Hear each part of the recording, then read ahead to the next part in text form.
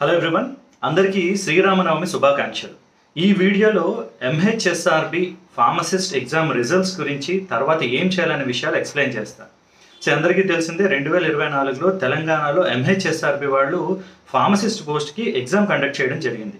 November 30వ తారీఖున 734 పోస్టులకి exam conduct చేయడం జరిగింది. చాలామంది కష్టపడి చదివారు, లీవ్స్ పెట్టారు, కొంతమంది జాబ్స్ రిజైన్ చేసి చదివారు, ఎగ్జామ్ రాశారు. తర్వాత ప్రిలిమినరీ కీ రిలీజ్ అవ్వడం జరిగింది. చాలామంది ఇప్పుడు రిపీటెడ్గా అడుగుతున్న క్వశ్చన్ ఏంటంటే రిజల్ట్స్ ఎప్పుడు, పోస్టింగ్ ఎప్పుడు వస్తుంది. దీనికి సంబంధించి ఈ ఫార్మసిస్ట్ పోస్ట్కి సంబంధించి కోర్టులో కొన్ని కేసులు నమోదు అవ్వడం జరిగింది.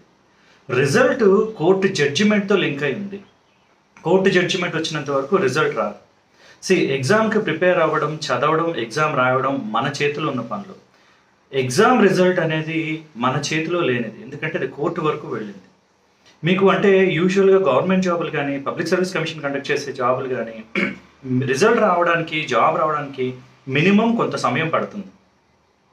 2023లో తెలంగాణలోనే డ్రగ్ ఇన్స్పెక్టర్ పోస్టులకి ఎగ్జామ్ జరిగింది, 18 పోస్టులకి. 2023 మేలో జరిగితే 2024 మార్చిలో అపాయింట్మెంట్ వచ్చింది. 10 నెలల సమయం పట్టింది. అది కూడా ఏంటి, వితౌట్ ఎనీ కోర్టు కేసెస్. అంతెందుకు, తెలంగాణలోనే 2018లో ఫార్మసిస్ట్ పోస్టులకి ఎగ్జామ్ జరిగింది. కోర్టు కేసుల వల్ల ఏం జరిగింది, 5 ఏళ్ల సమయం పట్టింది. ఇవన్నీ మిమ్మల్ని భయపెట్టడానికో, డిమోటివేట్ చేయడానికో చెప్పట్లేదు, వాస్తవాలు మేము ముందు చెప్తున్నాను. ఎందుకంటే చాలామంది చాలా ఫ్రస్ట్రేట్ అవుతూ రిజల్ట్ ఎప్పుడు, ఇంకా ఏంటి, ఈ గవర్నమెంట్ ఏంటి, బోర్డు ఏంటి అని అంటున్నారు. కానీ మీరు వాస్తవాలు అర్థం చేసుకోవాలి. సమయం పడుతుంది. కోర్టుకు వెళ్ళింది అంటే ఆ జడ్జిమెంట్ వచ్చినంత వరకు ఎవరు ఏం చేయలేరు. నేనేం చెప్తానంటే వ్యవస్థను నిందిస్తున్నావు, బోర్డును తప్పుపడుతున్నావు, గవర్నమెంట్ని తప్పుపడుతున్నావు ఉండడం కరెక్ట్ కాదు. మన చేతిలో లేనిది. మీ ప్రయత్నం మీరు చేశారు. చాలామంది మెచ్చుకోవాల్సిన విషయం ఏంటంటే చాలామంది ఎగ్జామ్ కోసం, ఫార్మసిస్ట్ ఎగ్జామ్ కోసం లీవ్స్ పెట్టి, జాబులు రిజైన్ చేసి చదివారు. చాలా కష్టపడి చదివారు. అందరూ ఒక లెవెల్ ఆఫ్ నాలెడ్జ్ తెచ్చుకున్నారు. ఎగ్జామ్ విషయం పక్కన పెడితే చాలా కాన్ఫిడెంట్గా ఉన్నారు, నాలెడ్జబుల్గా అయ్యారు. చాలామంది నాకు చెప్పింది 4 ఏళ్ళు బీఫామ్లో చదవనిది ఈ 4 లేదా 3 నెలల్లో చదివామని చెప్పారు. That's a very good sign. ముందుకు ఎలా వెళ్ళాలి అంటే let us have some positive vibes.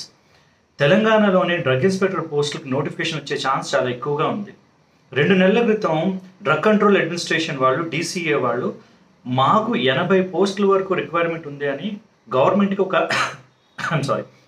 ఒక ఇండెంట్ పెట్టడం జరిగింది.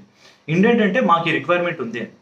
సో ప్రాసెస్ ఎలా ఉంటుందంటే ఫస్ట్ డిపార్ట్మెంట్ వాళ్ళు గవర్నమెంట్కి ఇండెంట్ పెడితే గవర్నమెంట్ ఫైనాన్షియల్ అప్రూవల్ ఇచ్చిన తర్వాత పబ్లిక్ సర్వీస్ కమిషన్కి ఎగ్జామ్ కండక్ట్ చేయమని చెప్తారు. ఫస్ట్ స్టెప్ అయిపోయింది. కొన్ని సోర్సెస్ ప్రకారం సెకండ్ స్టెప్ కూడా అయింది, ఫైనాన్స్ అప్రూవల్ కూడా వచ్చింది అంటున్నారు. ఇంకా మిగిలింది ఏంటి, ఎగ్జామ్ పెట్టడమే. నోటిఫికేషన్ ఇచ్చి ఎగ్జామ్ పెట్టడం. అందరూ ఫార్మసిస్ట్ ఎగ్జామ్కి ఒక లెవెల్ వరకు చదివారు. ఇప్పుడు ఆ చదివిన దాన్ని మీకు ఒక బేస్మెంట్ వచ్చింది, దాన్ని బిల్డ్ చేస్తూ డ్రగ్ ఇన్స్పెక్టర్ ప్రిపేర్ అవ్వండి. Be positive. అంటే మన చేతిలో లేని రిజల్ట్ గురించి ఆలోచించి హెల్త్, ఆరోగ్యం పాడు చేసుకునే కన్నా నెక్స్ట్ ఏం చేయాలని ఆలోచించడం మంచిది. ఎలాగో ఒక లెవెల్ ఆఫ్ నాలెడ్జ్ వచ్చింది, దాన్ని బిల్డ్ చేసుకోండి. Remember, pharmacist exam diploma level, drug inspector B Pharm level. సుమారు 50 పోస్టుల వరకు పడే ఛాన్స్ ఉంది, చాలా ఎక్కువ నెంబర్. ఒకసారి ఈ రిక్రూట్మెంట్ అయిన తర్వాత ఇంకో 15 ఏళ్ళ వరకు డ్రగ్ ఇన్స్పెక్టర్ రిక్రూట్మెంట్ జరగదు. అంటే ఇది మనకు వచ్చే ఆఖరి అవకాశంగా ఆలోచించండి. సో చదవాలి, ప్రిపేర్ అవ్వాలి. ఈ కాంపిటేటివ్ ఎగ్జామ్స్కి ఎప్పుడు కూడా 2-3 నెలలు చదివితే వచ్చేది కదా, కన్సిస్టెంట్గా మీరు ప్రిపేర్ అవుతూ ఉంటే వస్తుంది. సమస్య ఎక్కడ వస్తుంది అంటే నోటిఫికేషన్ రాకుండా చాలామందికి మోటివేషన్ ఉండట్లేదు అంటున్నారు. నోటిఫికేషన్ వచ్చిన తర్వాత టైం సరిపోదు. ఒకసారి ఆలోచించండి. ఫార్మసిస్ట్ ఎగ్జామ్లో చాలామంది చెప్పింది ఏంటంటే ఇంకొంచెం టైం ఉంటే బాగున్నాం, ఇంకొంచెం చదివితే బాగున్నాం అనుకున్నారు. ఆ సమస్య ఇప్పుడు రాకూడదంటే మీరు ఇప్పటి నుంచే ప్రిపరేషన్ స్టార్ట్ చేయాలి, మోటివేట్ చేసుకోవాలి. ఏం ఆలోచించాలి అంటే మీరు ఇప్పటి నుంచి కన్సిస్టెంట్గా కష్టపడి చదివితే ఎగ్జామ్ అయిన తర్వాత మీకు డ్రగ్ ఇన్స్పెక్టర్ పోస్ట్ వస్తే ఎలా ఉంటుంది మీ లైఫ్ ఆలోచించండి. మీ ఫ్యామిలీ కానీ, ఫ్రెండ్స్ కానీ, సొసైటీ కానీ ఎలా మాట్లాడతారో మీ గురించి ఆలోచించండి. అలా మోటివేట్ చేసుకోవాలి. మీరు ఇప్పుడు మోటివేట్ చేసుకోకుండా కన్సిస్టెంట్గా చదవకపోతే తర్వాత ఎగ్జామ్ టైంలో బాధపడాలి. మళ్ళీ చెప్తున్నాను,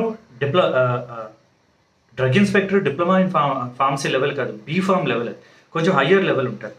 అంటే అందరూ మనం ఎగ్జామ్స్ చదివేటప్పుడు మన బోర్డ్ ఎగ్జామ్ ప్రిపేర్ అయినట్టే ఫస్ట్ మెమరైజ్ చేస్తాం, గుర్తుంచుకోవడానికి ప్రయత్నిస్తాం, దాన్ని రిమెంబరింగ్ అని అంటారు. సో అది ఫస్ట్ లెవెల్ అనమాట. దాని తర్వాత అండర్స్టాండింగ్, అనలైజ్ అనే లెవెల్స్ ఉంటాయి. కాంపిటేటివ్ ఎగ్జామ్స్ ఎప్పుడూ కూడా రిమెంబరింగ్ లెవెల్లో కొన్ని క్వశ్చన్సే ఉంటాయి, డైరెక్ట్ క్వశ్చన్స్, క్లాసిఫికేషన్లో ఈ డ్రగ్ ఏంటని గుర్తుంచుకొని రాసేవి. ఎక్కువ భాగం అండర్స్టాండింగ్ అప్లికేషన్ లెవెల్లో ఉంటాయి. ఆ అండర్స్టాండింగ్ అప్లికేషన్ లెవెల్కి మీరు చదవగలిగితే ఏ కాంపిటేటివ్ ఎగ్జామ్ అయినా చేయగలుగుతారు. మీకు ఒక ఎగ్జాంపుల్ చెప్తాను. Look at this question. Anti anginal drug that is used to reduce the work load on heart. Options ఏమి ఇచ్చారు? Organic nitrovasodilators, second one antiplatelet agents, beta blockers, all of the above. So ఈ question నేను ఆలోచించి చేసింది. Examination depth అర్థం కావడం కోసం ఈ క్వశ్చన్ చేశాను. ఈ లెవెల్లో కొన్ని అడుగుతుంటారు. టైం తీసుకొని ఆలోచించండి ఏమై ఉండొచ్చు ఆన్సర్. ఎగ్జామినేషన్ స్ట్రెస్లో ఇలాంటి క్వశ్చన్స్ వచ్చేటప్పుడు కన్ఫ్యూజ్ అయ్యే ఛాన్స్ ఉంటుంది. ఎందుకు అంటే యాంటీ యాంజినల్ డ్రగ్స్ అంటే ఆ ఇచ్చిన అన్ని క్లాసెస్ వస్తాయి. నైట్రోవాసోడైలేటస్, యాంటీప్లేట్లెట్స్, బీటా బ్లాకర్స్ అన్నీను. చాలామంది ఆల్ ఆఫ్ ద అబోవ్ అనుకుంటారు. కానీ understand the question. Anti anginal which reduces the work load on heart. Heart మీద వర్క్ లోడ్ తగ్గించే డ్రగ్ ఏంటి అంటే బీటా బ్లాకర్ అవుతుంది. నైట్రోవాసోడైలేటర్ హార్ట్కి ఆక్సిజన్ సప్లై పెంచుద్ది. యాంటీప్లేట్లెట్స్ ఏమో అన్స్టేబుల్ యాంజినా నుంచి మయోకార్డియల్ ఇన్ఫెక్షన్ రాకుండా చేస్తాయి. Beta blockers, calcium channel blockers work లోడ్ని పెంచుతాయి. ఇలాంటి క్వశ్చన్స్ ఇచ్చేటప్పుడు చాలామంది కన్ఫ్యూజ్ అవుతూ ఉంటారు. మన ఫార్మసిస్ట్ ఎగ్జామ్లో కూడా చాలామంది చెప్పింది తెలిసి కొన్ని తప్పు చేసామని. ఎగ్జామ్ అయిపోయిన తర్వాత చూస్తారే ఇది ఎందుకు తప్పు చేశానని అనుకున్న వాళ్ళు చాలామంది ఉన్నారు. అలా ఎందుకు జరుగుద్ది అంటే మీకు ప్రాపర్ అండర్స్టాండింగ్ లేనప్పుడు ఇలాంటి ప్రాబ్లమ్స్ వస్తాయి. ఆ అండర్స్టాండింగ్ ఎప్పుడు వస్తుంది అంటే మీరు కన్సిస్టెంట్గా చదివినప్పుడు వస్తుంది. కన్సిస్టెంట్గా చదవాలంటే మీరు ఇప్పుడే స్టార్ట్ చేయాలి. డ్రగ్ ఇన్స్పెక్టర్కి మైండ్లో ఒక మెంటల్ టార్గెట్ పెట్టుకోండి. సెప్టెంబర్, అక్టోబర్లో ఎగ్జామ్ ఉంటుంది, నేను 3 monthsలో చదవాలి. ఒక గోల్ ఉండాలి. యూజువల్గా మన మైండ్ ఎప్పుడు కూడా ఒక లక్ష్యం దిశగా వెళ్తున్నప్పుడు యాక్టివ్గా ఉంటాం, పాజిటివ్గా ఉంటాం. ప్రతిరోజు ఇంతే కొంత చదువుతున్నానని చదువుతూ వెళితే ఒక కాన్ఫిడెన్స్ వస్తుంది. That is what is required. So అయిపోయిన దాని గురించి వదిలేండి. ఎగ్జామ్ కష్టపడ్డారు ఫార్మసిస్ట్కి, మీ ప్రయత్నం మీరు చేశారు, రాశారు. ఇప్పుడు చేయాల్సింది ఏంటంటే అప్పుడు అబ్జర్వ్ చేసిన మిస్టేక్స్, మీరు చేసిన పొరపాట్లు ఓవర్కమ్ ఎలా అవ్వాలి. ఎందుకు కన్ఫ్యూజ్ అవుతాను? చాలామంది నాకు చెప్పింది కన్ఫ్యూజ్ అవుతున్నాను, తెలిసి పొరపాటు చేశాను అని.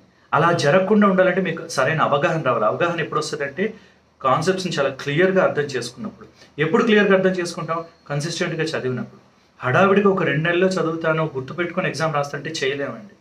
మళ్ళీ చెప్తున్నాను, మన బీఫామ్ ఎగ్జామ్స్ అలా రాస్తాం కానీ కాంపిటేటివ్ ఎగ్జామ్స్ అలా జరగదు. కాబట్టి all of you all the best. ఈరోజు మంచి రోజు, శ్రీరామనవమి, స్టార్ట్ చేయండి. ఊరికనే రిజల్ట్ రాలేదు, వ్యవస్థ ఇలా ఉంది, మనం ఏం చేద్దాం, అది చేద్దాం, ఇది చేద్దాం అంటే మన చేతిలో లేనిది.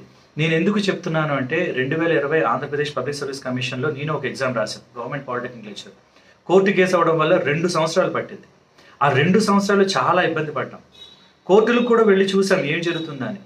కానీ మన చేతిలో ఏం ఉండదు. ఆ జడ్జి, లాయర్స్ అదంతా ఒక సీక్వెన్స్లో వెళ్తారు.